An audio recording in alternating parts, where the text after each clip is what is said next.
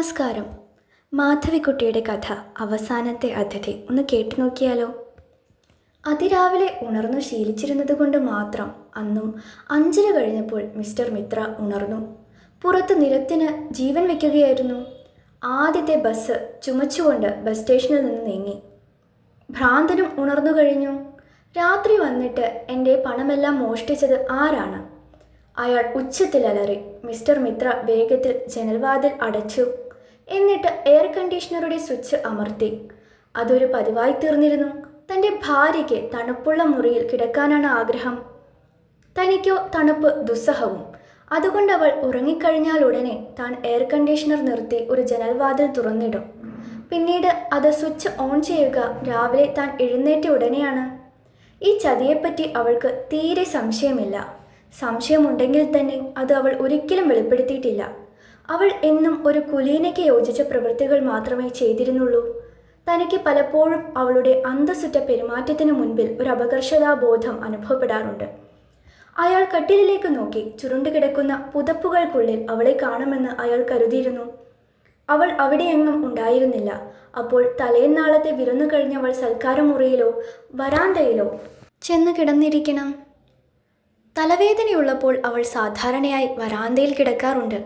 നിലാവിൽ കിടന്ന് ഉറങ്ങുവാൻ അവൾക്ക് പ്രിയമായിരുന്നു. നീ കവയത്രി ആയതുകൊണ്ടാണ് നിലാവിൽ കിടക്കാൻ ആഗ്രഹിക്കുന്നത്, ഞാൻ പലപ്പോഴും പറഞ്ഞു. അല്ലാത്തവർക്ക് നിലാവ് ഭയമാണ്, അത് ഭ്രാന്ത് പിടിപ്പിക്കുമെന്ന് കേട്ടിട്ടുണ്ട്. ഭാര്യയെ തേടി അയാൾ സൽക്കാരമുറിയിലേക്ക് ചെന്നു.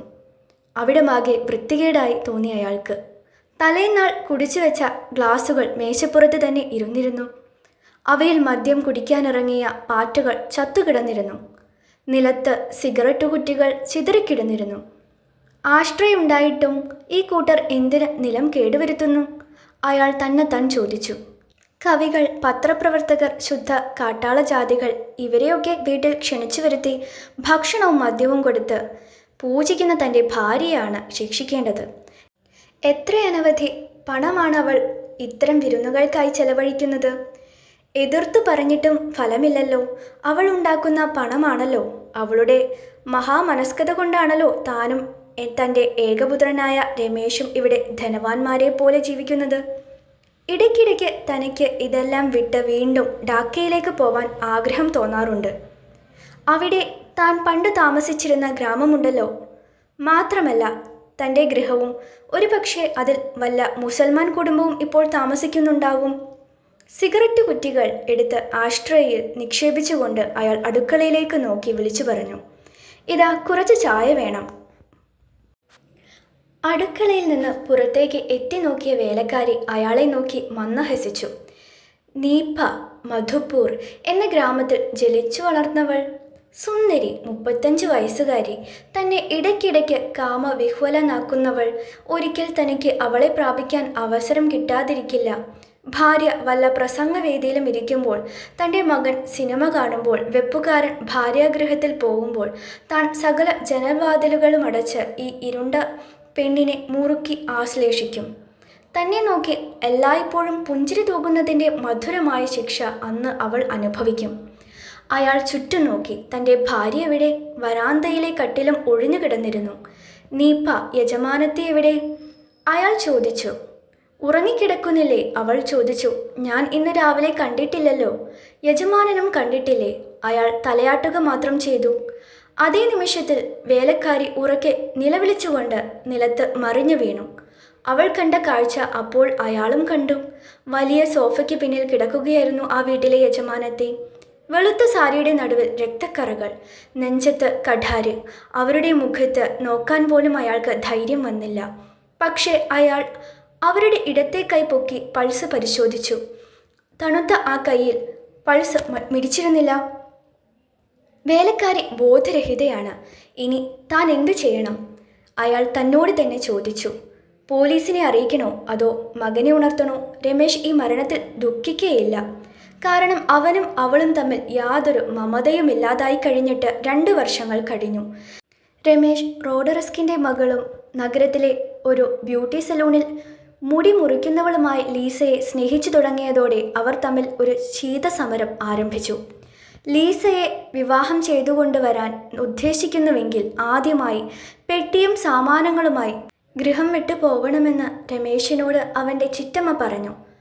ലോ ക്ലാസ് പെണ്ണുങ്ങൾക്ക് താമസിക്കാനുള്ളതല്ല ഞാൻ പണിപ്പെട്ട് നിർമ്മിച്ച ഈ ഭവനം, അവൾ പറഞ്ഞു. നിങ്ങൾ യഥാർത്ഥത്തിൽ എൻ്റെ അമ്മയായിരുന്നുവെങ്കിൽ ഇങ്ങനെ പറയുമായിരുന്നില്ല, രമേശ് പറഞ്ഞു. രമേശിൻ്റെ അമ്മ അവന് 10 വയസ്സുള്ളപ്പോൾ മരിച്ചുപോയി. പിന്നീട് കുട്ടിയെയും കൊണ്ട് താൻ കവയത്രിയായ അനസൂയാദേവിയുടെ അയൽപ്പക്കത്ത് വീടെടുത്ത് താമസമായി. ആദ്യം കുട്ടിയോടായിരുന്നു അവർക്ക് ആകർഷണം. അവന് മധുര പലഹാരങ്ങൾ കൊടുക്കുക, അവനെ സിനിമയും സർക്കസും കാട്ടിക്കൊടുക്കുക. അങ്ങനെ ആ ബന്ധം പുരോഗമിച്ച് അത് ഈ വിവാഹത്തിൽ കലാശിച്ചു. തൻ്റെ ഭാഗ്യമായിരിക്കാം, ഇല്ലെങ്കിൽ താൻ ഇന്നും കഷ്ടപ്പെട്ട് കഴിയുന്ന ഒരു മെഡിക്കൽ റെപ്രസെൻറ്റേറ്റീവ് മാത്രം. ഇപ്പോൾ താൻ ധനികനാണ്, ജീവിക്കുവാൻ വേണ്ടി ജോലിയെടുക്കേണ്ടി വരുന്നതുമില്ല. അയ്യോ അയ്യോ നിലവിളിച്ചുകൊണ്ട് വേലക്കാരി അവൾ ബോധക്ഷയത്തിൽ നിന്നും ഉണരുകയായിരുന്നു. ആരാണ് ഈ കടുങ്കൈ ചെയ്തത്? അവൻ്റെ തലയിൽ ഇടുത്തി വീഴട്ടെ. ആലോചനകളിൽ നിന്ന് ഉണർന്ന മിത്ര കുനിഞ്ഞിരുന്ന് തൻ്റെ ഭാര്യയുടെ ശവശരീരത്തെ പരിശോധിച്ചു. കണ്ണുകൾ തുറന്നിരുന്നു, പക്ഷേ പകച്ച ഭാവമൊന്നുമുണ്ടായിരുന്നില്ല ആ മുഖത്ത്. ഒരു കൈ അപ്പോഴും നിലത്തായിരുന്നു. ഔറംഗസീബിൻ്റെ നാണ്യം വച്ച് വെള്ളിയിൽ കെട്ടിയ ആ വലിയ മോതിരം ആ കയ്യിൽ തിളങ്ങിക്കൊണ്ടിരുന്നു. ഞാൻ രമേശിനെ വിളിക്കട്ടെ, അയാൾ പറഞ്ഞു. മകൻ്റെ മുറിയിൽ കടന്നയുടനെ അയാൾക്ക് തോന്നി താൻ പോലീസിൽ അറിയിക്കേണ്ടതായിരുന്നു. താൻ നിയമങ്ങൾ പാടെ മറക്കുകയായിരുന്നു. രമേശ് എഴുന്നേൽക്കൂ, ഒരത്യാഹിതം സംഭവിച്ചിരിക്കുന്നു, അയാൾ പറഞ്ഞു.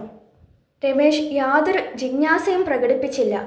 ഞാൻ ഡ്രസ് ചെയ്ത് വരാം, 5 മിനിറ്റ് എനിക്ക് അനുവദിക്കണം, രമേശ് പറഞ്ഞു. മിത്ര വീണ്ടും തൻ്റെ ഭാര്യയുടെ ശവശരീരത്തിനരികിലെത്തി.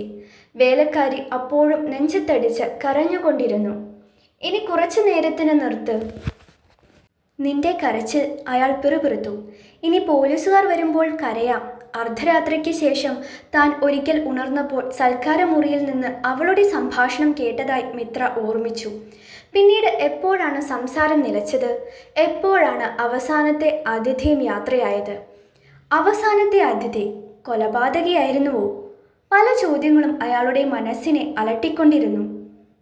അവളുടെ കാതിൽ കിടക്കുന്ന വൈരക്കമ്മലുകളോ കഴുത്തിലെ ചങ്ങലയോ കൊലപാതകി അപഹരിച്ചിരുന്നില്ല.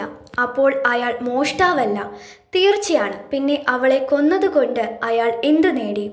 അവൾക്ക് ശത്രുക്കളുണ്ടായിരുന്നുവോ? അവളുടെ പേരിൽ ഒരു കള്ളക്കേസ് കൊടുത്ത് 1 വർഷത്തോളമായി ശല്യപ്പെടുത്തി വരുന്ന ആ പത്രാധിപരായിരിക്കുമോ കൊലപാതകി? കേസ് പിൻവലിക്കാൻ മന്ത്രി വരെ അയാളെ ഉപദേശിച്ചു തുടങ്ങിയിരുന്നു. കേസ് പിൻവലിച്ചാൽ തനിക്ക് മാനഹാനി വന്നു ഭവിക്കുമെന്ന് കരുതി അവളെ കൊന്നതായിരിക്കുമോ? അതോ രമേശിൻ്റെ പെണ്ണിൻ്റെ ആങ്ങളമാരുടെ കൈവേലയായിരിക്കുമോ ഇത്? അവർ തൊഴിലില്ലാത്തവരാണ്. ഇടയ്ക്ക് വല്ല കള്ളവാറ്റും നടത്തിയിട്ടോ വല്ല കള്ളക്കടത്തിലും പങ്കെടുത്തോ 4 കാശ് ഉണ്ടാക്കും. അപ്പോഴെല്ലാം നല്ല പട്ടുഷർട്ടുകളും ധരിച്ച് തെരുവിൽ കൂടി മൂളിപ്പാട്ടുകൾ പാടി നടക്കുന്നത് കാണാം. അല്ലാത്തപ്പോൾ മുഷിഞ്ഞ വസ്ത്രവുമായി ഞങ്ങളുടെ വീടിന് പുറത്തിരുന്ന് വഴിയിൽ പോകുന്നവരെയൊക്കെ തെറി പറയും. ഒരിക്കൽ അവരിൽ ഒരാൾ അനസൂയയെ ഫോൺ ചെയ്തു. എൻ്റെ അനുജത്തിയുടെ ചാരിത്രം നശിപ്പിച്ചത് രമേശാണ്. അയാൾ ഉടനെ അവളെ വിവാഹം ചെയ്യണം. നിങ്ങളാണ് തടസ്സം പറയുന്നതെന്ന് എനിക്കറിയാം.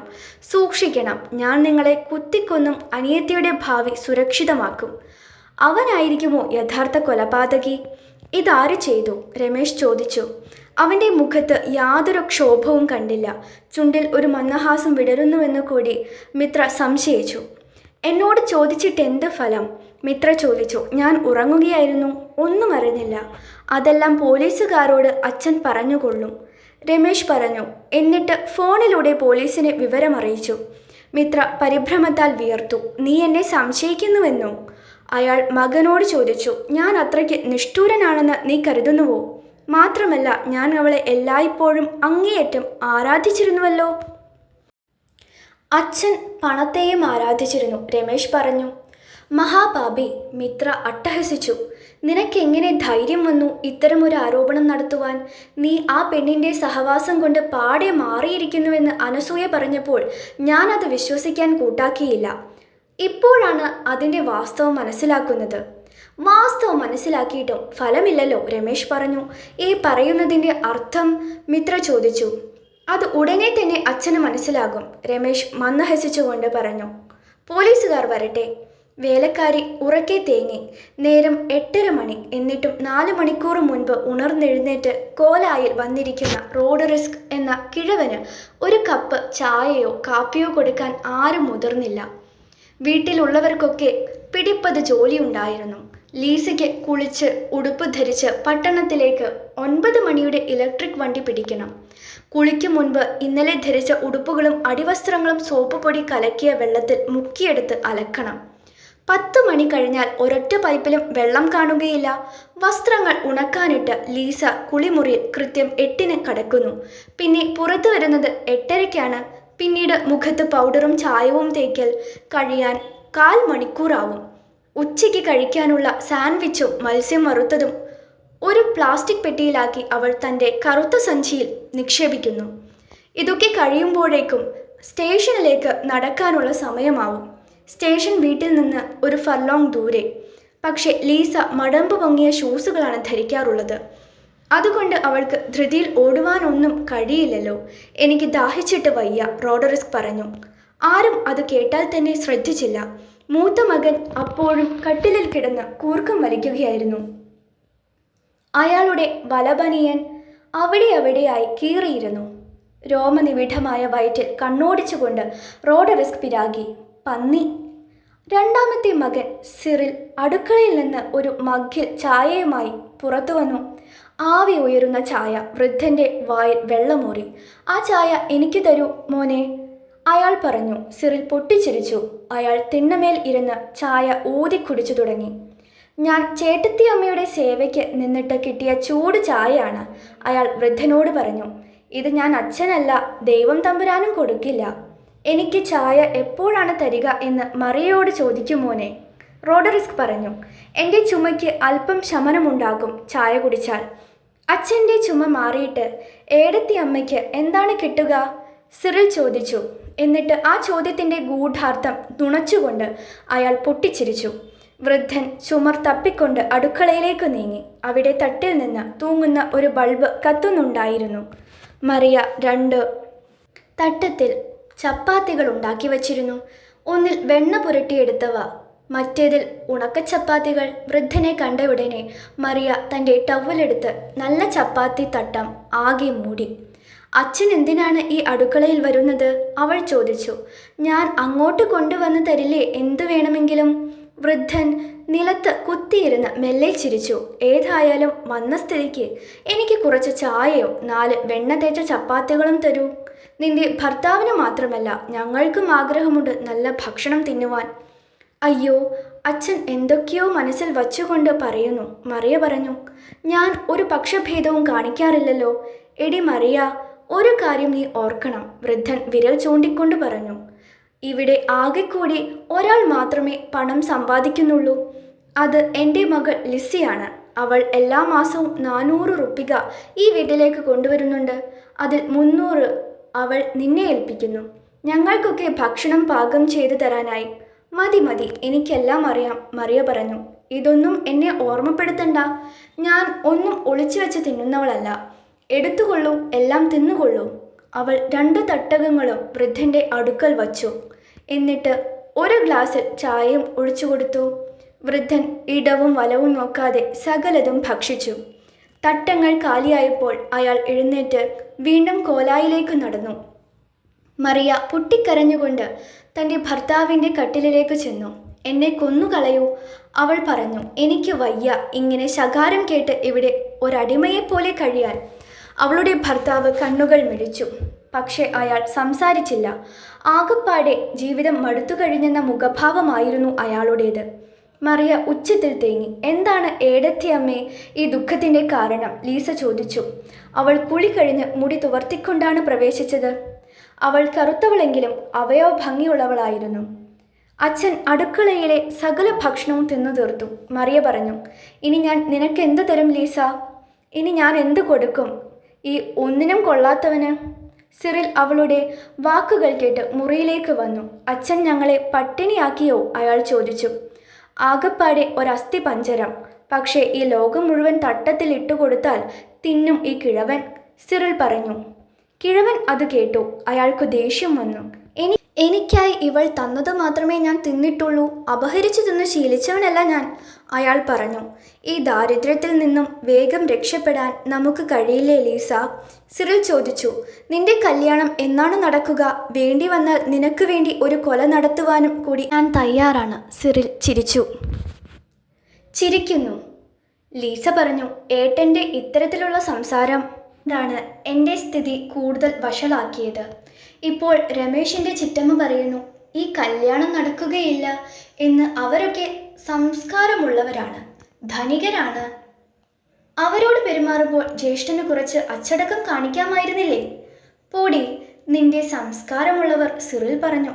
നിന്നെ കല്യാണം കഴിക്കാൻ ഒരൊറ്റ കത്തോലിക്കനും മുന്നോട്ട് വരില്ല. അത്രയ്ക്ക് കെട്ടുപോയി നിന്റെ പേര്. എന്നാൽ നീ സർവവും സമ്മാനിച്ച് പ്രീതിപ്പെടുത്തിയ ആ ഹിന്ദുവോ? അവന് നിന്നെ കല്യാണം കഴിക്കാൻ ആഗ്രഹവുമില്ല. നീ നിന്റെ ജീവിതം നശിപ്പിച്ചു ലീസേ. ഈ വിഷയത്തെപ്പറ്റി ഇനി എന്നോട് പറയരുത്, ലീസ പറഞ്ഞു. എൻ്റെ ജീവിതം എൻ്റേതാണ്. കല്യാണം കഴിച്ചില്ലെങ്കിൽ വേണ്ട. ഇങ്ങനെ ഇടയ്ക്കിടയ്ക്ക് കണ്ടുകൊണ്ടിരുന്നാൽ മതി എനിക്ക്. പോലീസ് വാൻ വന്നപ്പോൾ കോലായിൽ ഇരുന്നിരുന്ന വൃദ്ധൻ ഞെട്ടി എഴുന്നേറ്റു. മറ്റുള്ളവർ അമ്പരന്നു. പോലീസോ? സിറിൽ ചോദിച്ചു. ഞങ്ങൾ മദ്യം മാറ്റാൻ നിർത്തിയിട്ട് കൊല്ലം 5 ആയല്ലോ. കള്ളവാറ്റ് അന്വേഷിച്ചല്ല ഞങ്ങൾ തിരിച്ചത്. ഇൻസ്പെക്ടർ ചന്ദ്രന് അന്ന് രാത്രി ഉറക്കം വന്നില്ല. അയാൾ തൻ്റെ മേശപ്പുറത്ത് അനസൂയാദേവിയുടെ പടം പുസ്തകത്തിന്മേൽ ചാരി വച്ചു. പുഞ്ചിരിക്കുന്ന ചുണ്ടുകൾ, പക്ഷേ കരയുന്ന കണ്ണുകൾ.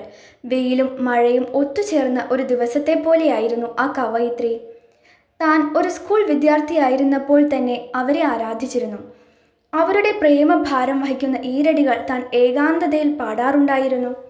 അവരെ കൊല്ലുവാൻ മൃദുലമായ ആ ശരീരത്തിൽ തൻ്റെ കഠാരി ഇറക്കുവാൻ ആർക്കാണ് മനസ്സു വന്നത്?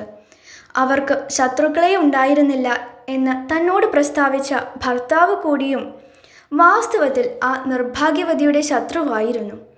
അവരുടെ പ്രസിദ്ധിയെ മാത്രമേ ആ മനുഷ്യൻ സ്നേഹിച്ചിരുന്നുള്ളൂ. അന്വേഷണങ്ങളാലെ താൻ പലതും മനസ്സിലാക്കി കഴിഞ്ഞു. അനസൂയാദേവി വിവാഹം ചെയ്ത് തൻ്റെ വീട്ടിലെ രാജാവാക്കി വാഴിച്ച മിസ്റ്റർ മിത്ര സ്ത്രീലമ്പടനായിരുന്നു. ഭൃത്യന്മാരും പച്ചക്കറി മുതലായവയുടെ കച്ചവടത്തിന് ഇറങ്ങിത്തിരിക്കുന്ന പെണ്ണുങ്ങളും അയാളുടെ കാമത്തിന് ഇരയായിത്തീർന്നു. അനസൂയാദേവി മരിച്ചാൽ ആ ധനത്തിനെല്ലാം അവകാശി മിത്രയായിത്തീരും. അവരുടെ മരണം അയാൾക്ക് നിശ്ചയമായും ഗുണപ്രദമാവും. പക്ഷേ കൊല്ലുവാൻ അയാൾക്ക് കഴിഞ്ഞുവെന്ന് താൻ വിശ്വസിക്കുന്നില്ല. കനത്ത ഏത് വികാരത്തിനും ആ ചെറിയ തലയിൽ സ്ഥാനമുണ്ടെന്ന് തോന്നുന്നില്ല. പിന്നെ ആരാണ് ശത്രു? റോഡ് റിസ്കിൻ്റെ ആൺമക്കളോ? മദ്യപിച്ച് ബോധം കെട്ട് റോഡിൻ്റെ വക്കത്തോ പാർക്കിലോ വീഴുന്ന ആ മടിയന്മാരോ? കൊല്ലാനുള്ള ബുദ്ധി അവർക്ക് ഒരിക്കലും ഉണ്ടാവുകയില്ല. കൊല്ലുവാനുള്ള ഒരു പ്ലാൻ മനസ്സിൽ വരച്ചു വയ്ക്കാൻ ക്ഷമയും അവർക്കില്ല. അനസൂയാദേവിയുടെ പേരിൽ ഒരു കള്ള കോപ്പിറൈറ്റ് കേസ് കൊടുത്ത് അവരെ ശല്യപ്പെടുത്തിയ പത്രാധിപർ അയാൾക്ക് കേസ് പിൻവലിക്കാൻ ഭയമായിരുന്നുവെന്ന് കേട്ടു. തനിക്ക് അപമാനകരമാവുമല്ലോ അത്. എല്ലാ സാഹിത്യകാരന്മാരും രാഷ്ട്രീയക്കാരും അനസൂയാദേവിയുടെ ഭാഗത്തായിരുന്നു. പലയിടത്തും സമ്മേളനങ്ങൾ നടന്നു, ചർച്ചകൾ നടന്നു. അനസൂയാദേവിയെ ഈ ഭൂമിയിൽ നിന്ന് തുടച്ചു നീക്കിയാൽ മാത്രമേ തനിക്ക് 4 ആളുകളുടെ മുഖത്ത് നോക്കി നടക്കുവാൻ ഇനി സാധ്യമാവുകയുള്ളൂ എന്ന് അയാൾക്ക് മനസ്സിലായിരിക്കണം. അയാൾ പണം കൊടുത്ത് കൊല്ലിച്ചിരിക്കാം. അല്ലെങ്കിൽ അനസൂയാദേവിയുടെ ചവറ്റുകൊട്ടയിൽ കിടന്നിരുന്ന കത്ത് എഴുതിയ മാധവൻ പിള്ളയാവാം കൊലപാതകി. കാണാൻ അനുവദിച്ചില്ലെങ്കിൽ ഞാൻ പണ്ടത്തെ രഹസ്യം വെളിപ്പെടുത്തും. ആ കത്ത് എൻ്റെ കൈവശം ഉണ്ടെന്ന് ഓർമ്മ വേണം. കത്തിലെ വരികളാണവ. ഇൻസ്പെക്ടർ മേൽവിലാസവും തേടിയെത്തിയത് കാൻഡി വെല്ലിയിലെ ഒരു മഞ്ഞ നിറക്കെട്ടിടത്തിലാണ്. വരി വരിയായി നിർമ്മിച്ച മുറികളിൽ പല കുടുംബങ്ങളും കഴിഞ്ഞുകൂടുന്നു. നിങ്ങളാണോ മാധവൻ പിള്ള? ഇൻസ്പെക്ടർ ചോദിച്ചു. 3-ാം നമ്പർ മുറിയിൽ കട്ടിലിൽ കിടന്ന് മാതൃഭൂമി വായിച്ചിരുന്ന വൃദ്ധൻ തിരിഞ്ഞു നോക്കി. ഭീഷണിപ്പെടുത്തിയപ്പോൾ പിള്ള സത്യം പറഞ്ഞു. താൻ 25 കൊല്ലങ്ങൾക്ക് മുൻപ് ബോംബെയിൽ ജോലിയെടുത്തിരുന്നു. റേഷൻ കാർഡ് അന്വേഷിച്ചുകൊണ്ട് പല വീടുകളിലും കയറിയിറങ്ങുന്ന കാലം. താൻ അതിൻ്റെ ഇൻസ്പെക്ടറായിരുന്നു. ഒരു മധ്യാഹ്നത്തിൽ താൻ ചർച്ച് ഗേറ്റിലെ ഒരു ധനിക കുടുംബത്തിൽ ചെന്ന് കയറി. അവിടെ 15 വയസ്സുള്ള ഒരു പെൺകുട്ടി മാത്രമേ ഉണ്ടായിരുന്നുള്ളൂ. ഇപ്പോൾ ഇവിടെ മറ്റാരുമില്ല. പിന്നീടൊരിക്കൽ വന്നാൽ കാർഡ് കാണിച്ചു തരാം. അവൾ പറഞ്ഞു. ഏതോ വികാരത്തിൻ്റെ ആവേശത്തള്ളലാൽ താൻ വാതിലടച്ചു പൂട്ടി ആ പെൺകുട്ടിയെ ഗാഠമായി ആശ്ലേഷിച്ചു. അവൾക്ക് നിലവിളിക്കാൻ കൂടി കെൽപ്പുണ്ടായിരുന്നില്ല. ഒടുവിൽ താൻ അവളെ വിട്ടുപിരിഞ്ഞപ്പോൾ പരവതാനിൽ മലർന്നു കിടന്നുകൊണ്ട് അവൾ തേങ്ങിയിരുന്നു.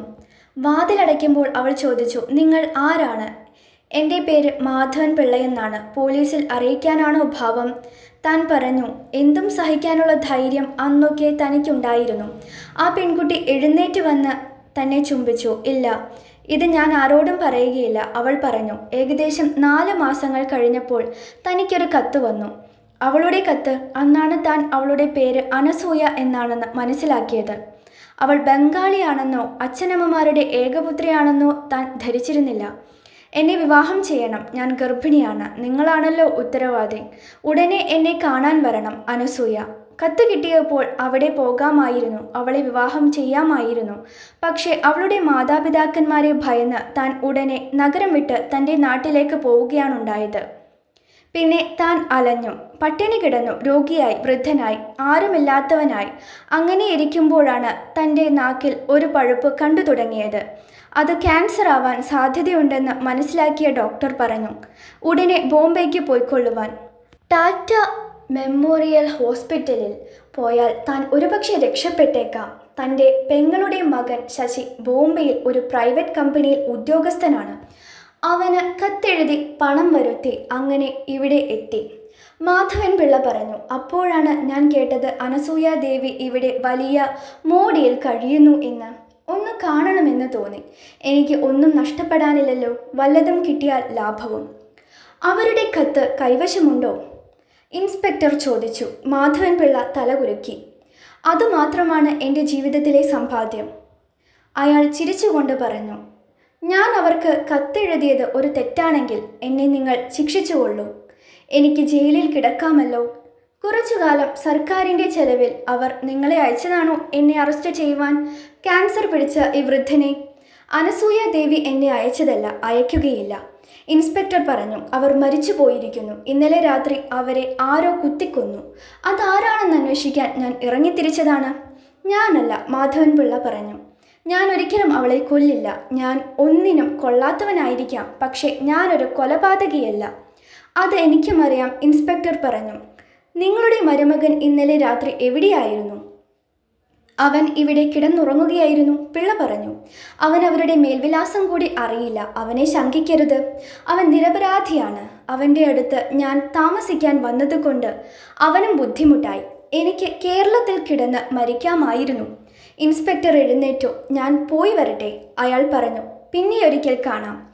ഗേൾസ് കോളേജിൽ ഇംഗ്ലീഷ് ലെക്ചററായ സുരേന്ദ്ര മേത്തയെ കാത്ത് അയാളുടെ മുറിക്ക് പുറത്തുള്ള വരാന്തയിൽ ഇൻസ്പെക്ടർ രാമചന്ദ്രൻ ഇരിക്കുകയായിരുന്നു.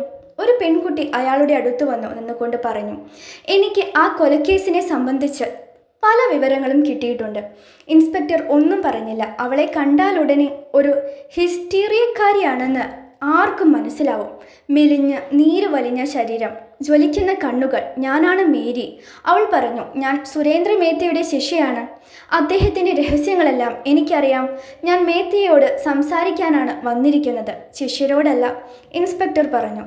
അദ്ദേഹം ഭക്ഷണം കഴിച്ചു വരട്ടെ, അതുവരെ എന്നോട് ചോദ്യങ്ങൾ ചോദിച്ചുകൊള്ളൂ, അവൾ പറഞ്ഞു. സുരേന്ദ്ര മേത്ത അനസൂയ ദേവിയുടെ ആരാധകനായിരുന്നുവെന്ന് മേരി പറഞ്ഞു.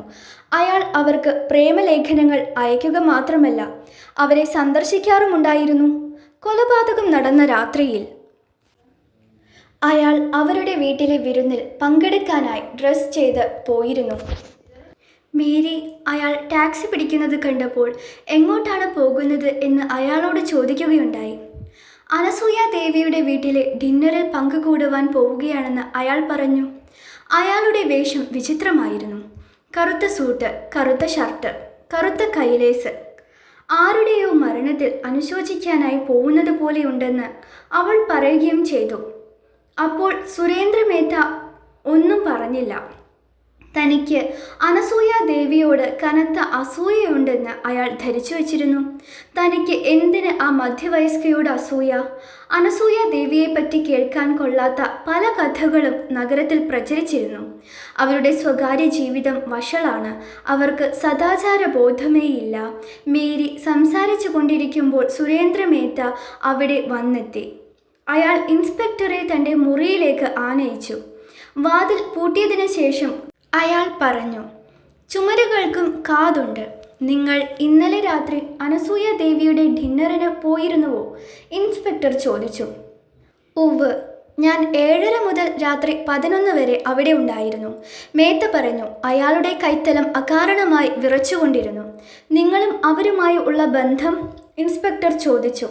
ഞാൻ അവരെ ആരാധിച്ചിരുന്നു, സുരേന്ദ്ര മേത്ത പറഞ്ഞു. ഞാൻ ജീവിതത്തിൽ ഇത്രയധികം മറ്റൊരാളെയും സ്നേഹിച്ചിട്ടില്ല. അവർ ദുഃഖിതയായിരുന്നു, ഏകാഗ്നിയുമായിരുന്നു.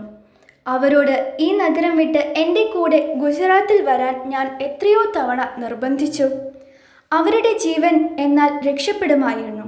ഇവിടെ സർവരും അവരുടെ രഹസ്യ ശത്രുക്കളായിരുന്നു. അവരുടെ ഭർത്താവ് കൂടി. ഞാൻ അവരെ ആനന്ദവതിയാക്കുമായിരുന്നു, സുരക്ഷിതത്വം നേടിക്കൊടുക്കുമായിരുന്നു. പക്ഷേ അവർ എന്നെ ചിരിച്ചു പറഞ്ഞയച്ചു. എന്നെ വിഡ്ഢിക്കുട്ടി എന്ന് വിളിച്ച് അവർ കളിയാക്കി. ഞാൻ വയസ്സിലും അവരുടെ താഴെയാണ്. എനിക്ക് 35 മാത്രമേ ആയിട്ടുള്ളൂ. അവർക്ക് 40 വയസ്സായി കാണും. പക്ഷെ അവർ ഉദിച്ചു പൊങ്ങുന്ന സൂര്യനെ പോലെ തിളക്കമുള്ളവളായിരുന്നു. അവരെ മറക്കുവാൻ ഒരിക്കൽ കണ്ടവർക്ക് സാധ്യമല്ല. ഇന്നലെ രാത്രി അവിടെ ഉണ്ടായിരുന്ന അതിഥികളെ എല്ലാവരെയും നിങ്ങൾ ഓർമ്മിക്കുന്നുണ്ടോ? ഇൻസ്പെക്ടർ ചോദിച്ചു. അയ്യോ ഇല്ല ഇല്ല, മേത്ത പറഞ്ഞു. പല പുതുമുഖങ്ങളെയും ഞാൻ കണ്ടു. അവരുടെ പാർട്ടികളിൽ എല്ലായ്പ്പോഴും പല അപരിചിതരെയും കാണാം. നഗരം സന്ദർശിക്കുന്ന എഴുത്തുകാരും കലാകാരന്മാരും അവിടെ വന്ന് അവരുടെ ആതിഥ്യം സ്വീകരിക്കാതെ ഒരിക്കലും മടങ്ങാറില്ല. അനസൂയ ദേവിയുടെ പെരുമാറ്റത്തിൽ എന്തെങ്കിലും വ്യത്യാസം നിങ്ങൾ കണ്ടിരുന്നുവോ? ഇൻസ്പെക്ടർ ചോദിച്ചു. ഒന്നുമില്ല, അവർ സന്തോഷവതിയായി കാണപ്പെട്ടു. എല്ലാ അതിഥികളോടും നേരം പോക്ക് പറഞ്ഞുകൊണ്ട് അവർ നടന്നിരുന്നു. വെളുത്ത സാരിയെടുത്ത് മുടിയിൽ വെള്ളപ്പൂമാലയും ചൂടി സരസ്വതി ദേവിയെപ്പോലെ. ആ കാഴ്ച ഇനി ഒരിക്കലും എനിക്ക് കാണാൻ കഴിയില്ലല്ലോ. മേത്ത തൻ്റെ മുഖം കൈവിരലുകളാൽ മറച്ച് കരഞ്ഞു തുടങ്ങി. അവർക്ക് വല്ല കാമുകന്മാരും ഉണ്ടായിരുന്നോ? ഇൻസ്പെക്ടർ ചോദിച്ചു. ഒരിക്കലുമില്ല, മേത്ത പറഞ്ഞു. അവർ ഒരു യോഗിനിയുടെ ജീവിതമാണ് നയിച്ചിരുന്നത്. വിവാഹിതയെങ്കിലും ബ്രഹ്മചാരിണി. അവർ തന്നെ അതെല്ലാം എന്നോട് തുറന്നു പറഞ്ഞിട്ടുണ്ട്. അവർക്ക് വിവാഹമോചനം നേടാമായിരുന്നു. ആ കാട്ടാളൻ്റെ ഒപ്പം ജീവിതം തുടരേണ്ടതിൻ്റെ ആവശ്യമൊന്നും അവർക്കുണ്ടായിരുന്നില്ല. പക്ഷേ അവർ തൻ്റെ കുടുംബത്തിൻ്റെ സൽപ്പേരിനെ ബഹുമാനിച്ചു. അതിനെ കളങ്കപ്പെടുത്തുവാൻ അവർക്ക് മനസ്സ് വന്നില്ല. ഇൻസ്പെക്ടർ എഴുന്നേറ്റു. ഞാൻ പിന്നീട് കാണാം. നിങ്ങൾ അവരുടെ യഥാർത്ഥ രൂപം എനിക്ക് കാട്ടിത്തന്നു, അയാൾ പറഞ്ഞു. യഥാർത്ഥ രൂപം എനിക്ക് മാത്രമേ അറിഞ്ഞിരുന്നുള്ളൂ, മേത്ത പറഞ്ഞു. മറ്റാരോടും അവർ ഉള്ളു തുറന്ന് സംസാരിച്ചിരുന്നില്ല. നിങ്ങൾ അവരുടെ കാമുകനായിരുന്നുവോ? ഇൻസ്പെക്ടർ ചോദിച്ചു. ഇല്ല, മേത്ത പറഞ്ഞു. അവർ കുറച്ചു കാലം കൂടി ജീവിച്ചിരുന്നുവെങ്കിൽ ഞാൻ കാമുകനാവുമായിരുന്നു. ഈ ശനിയാഴ്ച എൻ്റെ കൂടെ ഖണ്ഡാലയിലേക്ക് വരാമെന്ന് അവർ വാക്കു തന്നിരുന്നു. ആ സുഖവാസ കേന്ദ്രത്തിൽ വെച്ച് ഞാൻ അവരെ എൻ്റെ പ്രേമം കൊണ്ട് കീഴടക്കുമായിരുന്നു. എന്തു ചെയ്യാം, നിങ്ങൾക്ക് ആ ഭാഗ്യമില്ലാതെ പോയി, ഇൻസ്പെക്ടർ പറഞ്ഞു. നിങ്ങളുടെ ഈ പ്ലാൻ മറ്റാരെങ്കിലും അറിഞ്ഞിരുന്നുവോ? വിശേഷിച്ച് ഈ മുറിക്ക് പുറത്തു കണ്ട പെൺകുട്ടി. അവൾ എൻ്റെ ഡയറി വായിക്കുന്നത് ഒരിക്കൽ ഞാൻ കണ്ടുപിടിച്ചു. കുറേ ശാസിച്ചു. പക്ഷേ അവൾ വെറും ഒരു കിറുക്കിയാണ്. ജനലിൽ കൂടി ചാടിയിറങ്ങിയിട്ടും അവൾ എൻ്റെ മുറിയിൽ പ്രവേശിക്കും. അവൾക്ക് നിങ്ങളോട് കലശലായ പ്രേമമുണ്ടെന്ന് എനിക്ക് മനസ്സിലായി, ഇൻസ്പെക്ടർ പറഞ്ഞു. ആ വിരൂപിക്കോ? ഞാൻ സ്വപ്നത്തിൽ കൂടി അവളെ ഭാര്യയായി കണക്കാക്കില്ല, മേത്ത നീരസത്തോടെ പറഞ്ഞു. വിരൂപിണികളുടെ സ്നേഹം അപകടകരമാണ്, ഇൻസ്പെക്ടർ പറഞ്ഞു. അത് ഓർമ്മയുണ്ടായിരിക്കണം. നാഗ്പാടയിലെ ഒരു ഇരുമ്പു കച്ചവടക്കാരൻ ആ കഠാരിയെ തിരിച്ചറിഞ്ഞു. ഇത് നമ്മുടെ അക്കാറാം പറഞ്ഞ് ഉണ്ടാക്കിച്ചതാണ്. അക്കാറാമിനെ അറിയില്ലേ? പൈപ്പുകൾ കേടുവന്നാൽ അവ കേട് തീർത്ത് തരുന്നവൻ, ആ കഷണ്ടിക്കാരൻ. അതെ, അയാൾ തന്നെ. അയാൾ ഭയങ്കര മൊവ്വാലിയാണ്. സകലർക്കും അയാളെ പേടിയാണ്. 500 രൂപ കൊടുത്താൽ അയാൾ ആരെ വേണമെങ്കിലും കൊല്ലുമെന്ന് പറഞ്ഞു കേട്ടിട്ടുണ്ട്. അക്കാറാം പോലീസിൻ്റെ വരവും കാത്തിട്ടെന്ന പോലെ തൻ്റെ വീടിൻ്റെ ചവിട്ടുപടിമേൽ ഇരിക്കെയായിരുന്നു അയാളുടെ കണ്ണുകൾ കലങ്ങിയിരുന്നു. നിങ്ങളാണോ ചർച്ച് ഗേറ്റിൽ ഇന്നലെ രാത്രി ഒരു കൊലപാതകം നടത്തിയത് ഇൻസ്പെക്ടർ ചോദിച്ചു. നിങ്ങൾക്ക് ധൈര്യമുണ്ട് സാഹബ്? അക്കാറാം തേഞ്ഞ പല്ലുകൾ വെളിപ്പെടുത്തിക്കൊണ്ട് പറഞ്ഞു. എന്നെ കാണുവാൻ തനിച്ച്, അതും തോക്കുകളൊന്നുമില്ലാതെ ഇവിടെ വരാൻ ധൈര്യം വന്നുവല്ലോ. മഹാരാഷ്ട്രയിലെ ഏറ്റവും പ്രസിദ്ധനായ കൊലക്കാരനാണ് ഞാൻ. ഞാൻ ചെയ്ത കൊലയുടെ കുറ്റം മറ്റേതെങ്കിലും ഒരുത്തൻ വഹിക്കുകയും ചെയ്യും. എന്നെ പിടിക്കാനുള്ള തെളിവുകൾ ഒരിക്കലും നിയമത്തിന് കിട്ടാറില്ല. നീ ധൈര്യത്തോടെ സംസാരിക്കുന്നു അക്കാറാം, ഇൻസ്പെക്ടർ പറഞ്ഞു. അയാൾ ചവിട്ടുപടിമേൽ തന്നെ ഇരുന്ന് ഒരു സിഗരറ്റ് കത്തിച്ചു. മറ്റൊന്ന് കത്തിച്ച് അടുത്തിരിക്കുന്ന മനുഷ്യനും നൽകി. രണ്ടുപേരും മൗനം അവലംബിച്ച് കുറേ നേരം പുകവലിയിൽ മുഴുകി നിശ്ചലരായിരുന്നു. ഒടുവിൽ അക്കാറാം പറഞ്ഞു, സത്യം പറയണമല്ലോ സാഹിബ്, ഇത്തവണ ഞാൻ കുറച്ച് അമ്പരന്നു. കാരണം കൊല്ലാനുള്ള ഫീസായ 2000 രൂപ മുൻകൂറായി തന്നെ എനിക്ക് അവർ തന്നു. സാധാരണയായി പകുതി ആദ്യം കരാറെടുക്കുമ്പോഴും പകുതി കൊലയ്ക്ക് ശേഷവുമാണ് ഞാൻ വാങ്ങിക്കാറുള്ളത്. ഈ സ്ത്രീയെ കൊലപ്പെടുത്തണമെന്ന് ആജ്ഞാപിച്ച വ്യക്തി ആദ്യം തന്നെ 2000 രൂപ തന്നു. പകുതി പിന്നീട് തന്നാൽ മതി എന്ന് ഞാൻ പറഞ്ഞു. അത് വേണ്ട, എല്ലാം എടുക്കണം എന്ന് അവർ പറഞ്ഞു. ആരായിരുന്നു ആൾ? ഇൻസ്പെക്ടർ ചോദിച്ചു. അയാളുടെ ഹൃദയം ശക്തിയായി മിടിച്ചു തുടങ്ങി. അത് പറയാൻ വയ്യ, അക്കാറാം പറഞ്ഞു. മുസ്ലിം സ്ത്രീകൾ ധരിക്കാറുള്ള കടുത്ത പട്ട് ബുർക്കയാണ് അവർ ധരിച്ചിരുന്നത്. ഒരു സ്ത്രീ ആയിരുന്നുവോ അത് ഏർപ്പാടാക്കിയത്? ഇൻസ്പെക്ടർ ചോദിച്ചു. അതെ, ഞാൻ അവരുടെ കൈ മാത്രം കണ്ടു. ഒരു പഴയ നാണ്യം വെള്ളിയിൽ കെട്ടിച്ച് അവർ മോതിരമാക്കി അണിഞ്ഞിരുന്നു. നടുവിലെ വിരലിൽ വെളുത്ത വസ്ത്രമണിഞ്ഞ് പൂമാല തലയിൽ ചുറ്റിയ മധ്യവയസ്കയെ കൊല്ലണമെന്ന് പറഞ്ഞു. എല്ലാ അതിഥികളും പോയതിനു ശേഷമാണ് ഞാൻ ആ സ്ത്രീയെ കൊന്നത്. അവരായിരുന്നു ഗൃഹനായിക. ഭയം പ്രകടിപ്പിച്ചതേയില്ല. ഒന്ന് ചിരിച്ചുവോ എന്നുകൂടി എനിക്ക് സംശയം തോന്നി. ജീവിതത്തിൽ ആദ്യമായി എനിക്ക് പശ്ചാത്താപം തോന്നി. അവരുടെ ശവശരീരത്തിനോട് യാത്ര പറഞ്ഞ് തിരിഞ്ഞപ്പോൾ അവർ ഒരു കുലീനയായിരുന്നു സാഹിബ്. അവരുടെ മുഖത്തെ ചൈതന്യം എന്നെ കരയിച്ചു. എൻ്റെ അമ്മയുടെ മുഖം ഞാൻ ആ നിമിഷത്തിൽ ഓർത്തുപോയി. എനിക്ക് 8 വയസ്സായപ്പോൾ എന്നെ വിട്ടുപോയ അമ്മ. എൻ്റെ കൈകൾ വിറച്ചു. മരിച്ചുകിടന്ന ആ സ്ത്രീയുടെ കാലടികൾ തൊട്ട് ഞാൻ മാപ്പിനായി അപേക്ഷിച്ചു. അവരെ കൊല്ലുവാൻ പണം തന്നവളെ ഞാൻ മനസ്സിൽ ശപിച്ചു. വല്ല തേവിടിച്ചുമാവാം. മരിച്ച സ്ത്രീയുടെ ഭർത്താവിൻ്റെ സമ്പത്തിൽ കണ്ണുള്ളവളാകാം. സാധാരണയായി കൊന്നതിൻ്റെ തെളിവിന് വേണ്ടി ശവത്തിൽ നിന്ന് എന്തെങ്കിലും ഒരു ആഭരണം ഞാൻ എടുക്കാറുണ്ട്. പക്ഷേ ഈ സ്ത്രീയുടെ ആഭരണങ്ങൾ തൊടുവാൻ കൂടി ഞാൻ മടിച്ചു. അവരുടെ കയ്യിലുണ്ടായിരുന്ന ഒരു നാണ്യ മോതിരം, മറ്റവളുടെ മോതിരത്തിൻ്റെ തനിപ്പകർപ്പ്, അത് ഊരിയെടുക്കാമായിരുന്നു എനിക്ക്. പക്ഷേ കൊന്നതിൻ്റെ തെളിവ് ആരെ കാണിച്ചു കൊടുക്കാനാണ്? കൊല്ലിച്ചവൾ പണം മുഴുവനും തന്നു കഴിഞ്ഞിരുന്നുവല്ലോ. അതുകൊണ്ട് ഞാൻ ആ മോതിരം ഊരി എടുത്തതുമില്ല. അത് എൻ്റെ മോതിരവിരലിന് നല്ല പാകവുമായിരുന്നു. പക്ഷേ എനിക്ക് വെള്ളി ഇഷ്ടമില്ല. സ്വർണത്തോടാണ് എനിക്ക് കമ്പം. വരൂ അക്കാറാം, ഇൻസ്പെക്ടർ പറഞ്ഞു. എൻ്റെ കൂടെ പോലീസ് സ്റ്റേഷനിൽ വരൂ. നിങ്ങൾ നിങ്ങളുടെ കടമ നിർവഹിച്ചു. ഇനി ഞാൻ എൻ്റെ കടമ നിർവഹിക്കട്ടെ. മാധവിക്കുട്ടിയുടെ അവസാനത്തെ അതിഥി. കഥ അവസാനിക്കുന്നു.